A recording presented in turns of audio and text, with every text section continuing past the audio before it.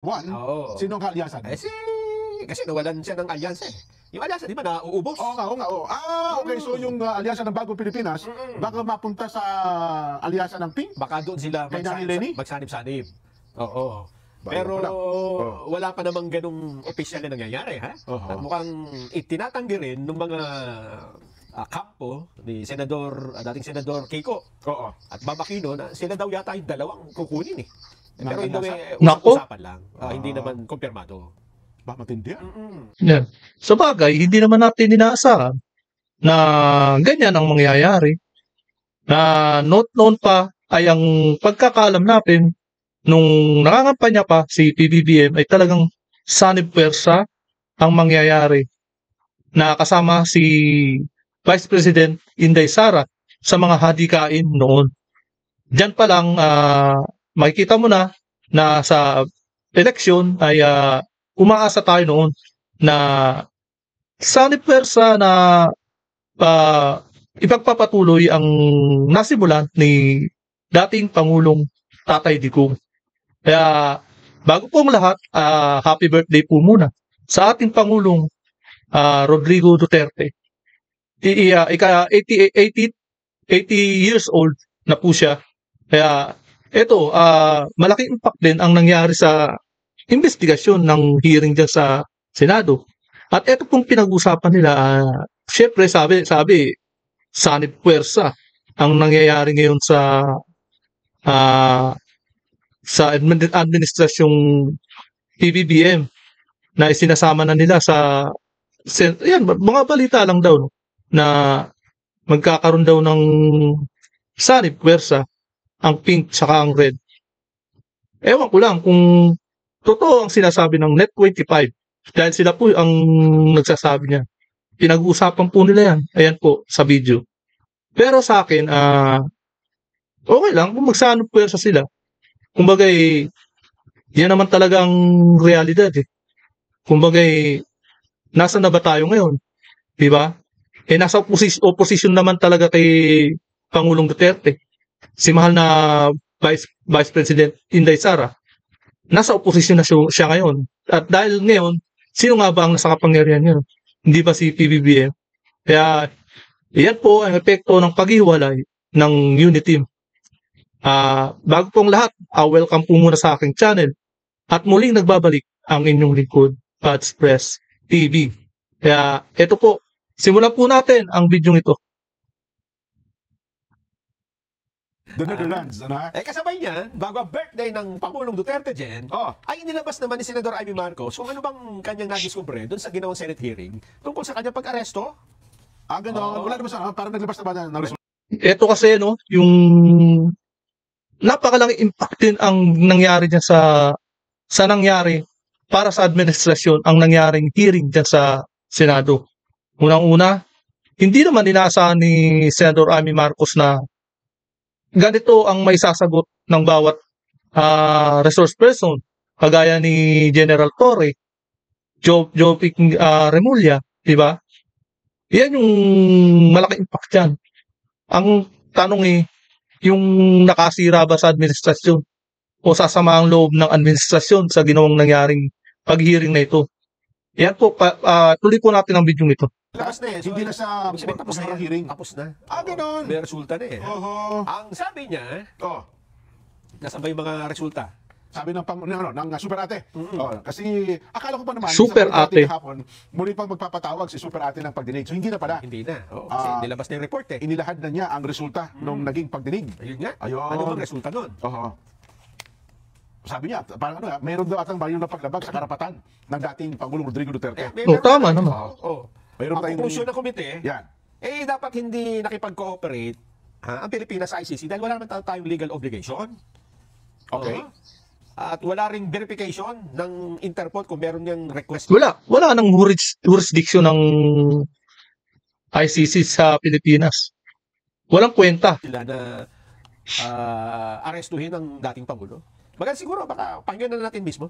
Sige. Senador Amy Marcos, ano bang yung natuklasan after nung Senate hearing? No verification by the Interpol whether the request complied with Article 3 of their constitution, forbidding Interpol from undertaking any intervention or activities of a political, military, religious, or racial character. Ayun. Oho. At sa bandang huli din nata, Nelson, binabanggit din po ni Super Ate na ang Pilipinas daw pala ay sinasabing wala naman daw talagang hiling-hiling, o hindi naman daw po humihiling ang ICC na agad na isuko sa kanila. Oh? Totoo yun? Ibig sabihin sino ba ang may pakana niyan? Kaya dyan sa investigasyon na yan, lalabas at lalabas din ang talagang katotohanan dyan. Pero, kailangan masusing investigasyon ang gawin ng Senado dyan. Ating Pangulong Rodrigo Duterte. Biglaan, ano? Yun na nga, no? Oh. Maputataka tayo, biglaan, no? Wala nang indikasyon na binabanggit ng ICC. Isuko sa amin na huhulihin nyo ng umaga, sa gabi pa lamang, dalhin nyo na agad ng ICC. Walang gano'n. Oho. Nakapag-inala, minamadali. Sige nga, pakinggan pa natin. Tama ba kami, Senador Amy? The argument of Secretary of Justice Remulla is deeply flawed inasmuch as international humanitarian law, customary law, cannot apply. He is accused of crimes against humanity, not war crimes. IHL refers to war crimes. Procedural administrative matters such as court processes do not become part of customary international law. IHL is international customary law, but the jurisdiction of ICC cannot be considered customary under IHL. Ayun. Ano sasabi niyang IHL? Yung International Humanitarian Law dyan. Ayun. Kasi yung nga ginamit, yung RA 9851. Ayun. Diba, kung nilang ginagamit yan ay the rest yan. Ano eh? Rome Statute. Tapos, Article 59, ba't hindi nyo inaharap? Oo. Sa Competent Judicial Authority. Yan, oo. Una sabi na, hindi, DOJ kami na yun. Oo. Eh, nung mapagtanto nila, mukhang hindi nga sila yun. Halos lahat na magkano mga tutol, ano? Pinadala namin yan sa ilalim ng RA 9851. Ayun, doon sila pumunta ngayon. Na doon daw pwede mo nang dalhin kahit hindi mo na iharap sa korte. Oo. Nako. Ano pa isa? Meron pa rin siya natuklasan, ano? Yun, na ito daw po ay talagang pinaghandaan ng pamahalaan. Yung paghuli, pinlano daw talaga lahat ito. na, hanggang sa pagsakay ng eroplano, hanggang sa pagpunta ng Dubai, hanggang sa makarating sa Dahig. Yes. Totoo ba yun? Pakinggan natin. Super Ate? The claim of the Department of Interior and Local Government Secretary John Vic Remulla that the supposed GRU effort was only based on rumor is incredible. This attempt to cover up what was already aired on media and what had already come to pass was an indication of a comprehensive plan to arrest the former president already being in place even before the date indicated in the ICC warrant of March 11. Ayun. Nako, so ang titindi pa mga statement na ito ni Super Ate, ha? Kaya ang sabi niya dyan, palagay ko. Ano naging konklusyon sa rekomendasyon ni Super Ate? Ang kanyang konklusyon, naku, nagagalit na sa akin si Bongbong. Ganon? Nagagalit na. Sige nga, pakinggan natin, baka sabihin niya, hindi yan ang kanyang naisip eh. Super Ate, anong pakiramdam mo kay Pangulong Bongbong Marcos? Ito nga, hindi ko naman intention na anti-administration yung hearing. As a matter of fact, kung maalala ninyo, halos lahat ng testigo. Ito lang, kahit na sabihin mong hindi makakasira sa administrasyon, talagang lalabas at pabubulatlat ang mga kabalaskugan o mga maling ginawa ng mga tao ng administrasyon dyan. Dahil hindi nga sila sumunod sa rules o sa batas na ginawa nila. Paano nila madedepensahan ang mali nila?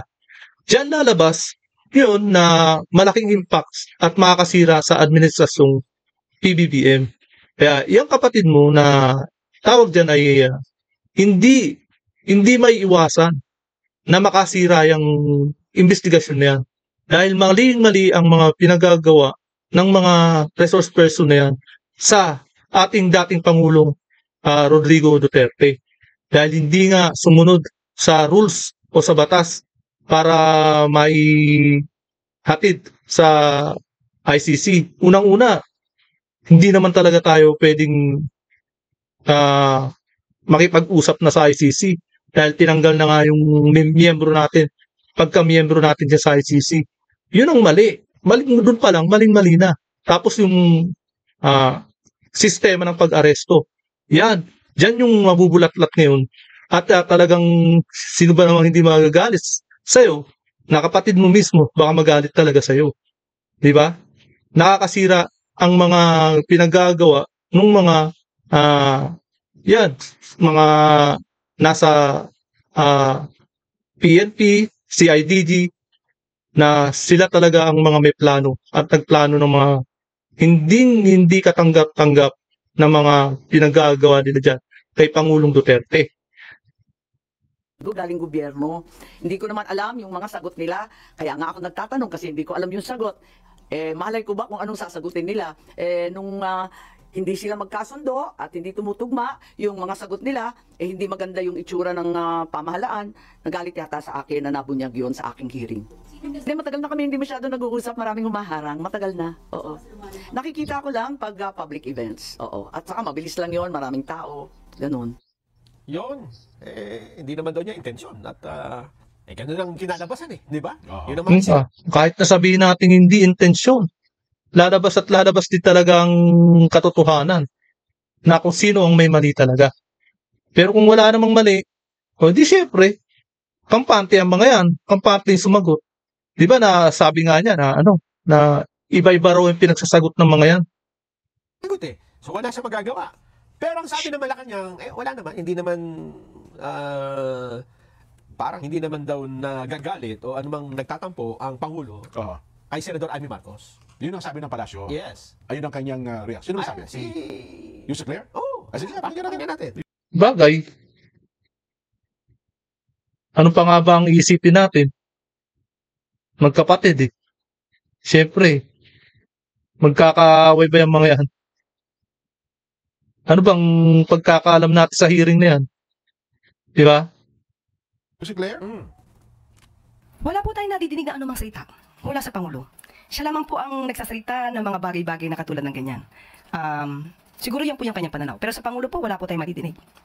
Sa ngayon po, siya naman po ang nagsabi na siya ay kumakalas na sa alyansa dahil sabi niya hindi yata pareho ang kanilang mga adhikain, ang advokasya. Kung hindi po talaga nalilinya ang kanyang mga paniniwala sa paniniwala ng alyansa, mas maganda po siguro talaga na siya ay umalis dahil kung hindi niya pa paniniwalaan. Dapat lang umalis. Kung hindi, madadami siya dyan sa mga nangyari dyan sa administrasyon. Ang mga programa ng alyansa, hindi po talaga magkakaroon ng magandang relationship. Ayun, alam mo naman, sa politika, minsan talaga, yung magkakamag-anak, di ba? Mag-asawa nga, nangyayari, kakaaway sa politika. Ang iba nga. Siyempre, sino ba namang hindi mag-aaway-aaway sa politika? Alam niyo naman kung ano ang involved dyan, di ba pera? Pera ang involved dyan. Napakalaking perang nakukulimbat ng mga politiko dyan. Hindi naman milyon Bilyon ang nakukuha. Sino ba namang hindi magpapatayan? Lumayaman, ginagawa ng hanap buhay ang politika. Talagang umuwi pa sa patayan. Yes. Ako naman, naniniwalang matured. Si Super Ate at saka ang Pangulong Bongbong ang pag-uusapan na yung politika. Kahit ngayong magkakaaway naman, yung magkakakompetensya ng matindi, dumating ang pagkakataon. Kagaya ngayon, sila naman ang magkakakampi naman. Sila naman, At alam mo ba, Jen, meron nang nagsabi na baka, di ba, yung dati ay Uniteam. Baka daw magkaroon ngayon ng Unipink. Yan. Alyansang Unipink. Unipink? Ano naman to? Anong kinalaman yung Unipink? Yung mga... Matagal na yan. Di ba napansin na natin nung makapag-meeting si Tambi sa mga kaliwa? Nakapost pa nga Nagpa-picture pa nga Yun. Alam mo na talagang ilalaglag na nila si Inday Sara. Yun, ito, planado na talaga. Pink Lawan? Sino ang kaalyasan? Kasi nawalan siya ng alyansa Yung alyansa, di ba, nauubos? Oo nga. Okay, so yung alyansa ng Bagong Pilipinas, baka mapunta sa alyansa ng Pink? Baka doon sila magsanib-sanib. Pero wala pa namang ganung opisyal na nangyayari, At mukhang sa bagay, wala pang ganung opisyal na nangyayari. Kampo ni Senador abangan na lang natin. Dahil makikita mo naman yan pag nagkakampanya na Kapag once na, syempre, kapag kasama na sila, si Aquino at si Pangilinan, doon na tayo maniwala. Kaso wala pa, hindi pa kasama sa pangampanya, kaya wala pa tayong alam dyan. Senador Kiko at Ma'am Aquino na sila daw yata yung dalawang kukunin Pero ito usap-usapan lang. Tama, usap-usapan lang. Ba, matindi bago yan kapag nagkasundo sila sa mga bagay-bagay, Nelson. Oo. Sa kabila nung talaga namang naging mainit, at hindi lang iba mainit, talagang nuknukan ng init, nakakapaso. Yes. Ang batikusan ng mga grupo na yan noong nakalipas na eleksyon. Nung Nelson. sila pa magkakatunggali, di ba? Oo, Pero oo. isa lang naman ang magiging ano niyan, sasabihin, bagamat kami noon ay magkakatunggali, para sa bayan ito. Well, Di ba? alam mo naman sa politika, there is no permanent friend, Yun. permanent enemy, Yun. but permanent interest. Ayan, tama. Na- Tama. Permanent interest. Siyempre, diyan nagkakaroon ng traidoran. Kumbaga, tinan nyo nangyari kay dating President Rodrigo Duterte. Di ba? May mga kaalyado siya dati. Ano nangyari? Yun, traitor siya. Nandyan, dating mga tao niyan. Sige po. Tsaka si Anyo. Yan, yung mga nagplano na ipadala siya, i-arresto siya sa papuntang ICC. Tama. Nako. Kaya hindi natin alam kung ano talaga mangyayari sa mga susunod pang mga panahon habang papalapit po ang eleksyon. Iba naman, kapag nangyari yun, doon na malulugso ng tuluyan. Sama-sama na. doon na ito malulugso ng tuluyan.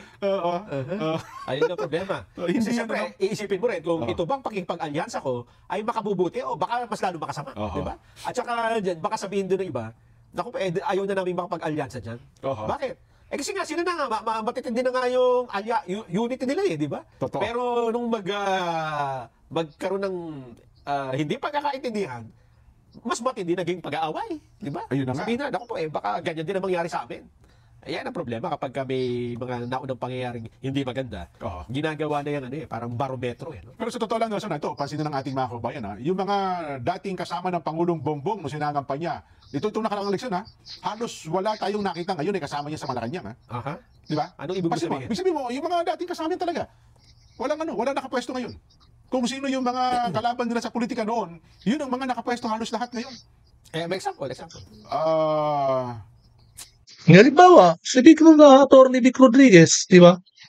Pero, ang plano talaga ni Atty. Vic Rodriguez ay yung talagang qualified na talagang upo diyan sa pwesto bilang mga cabinet secretary ni PBBM.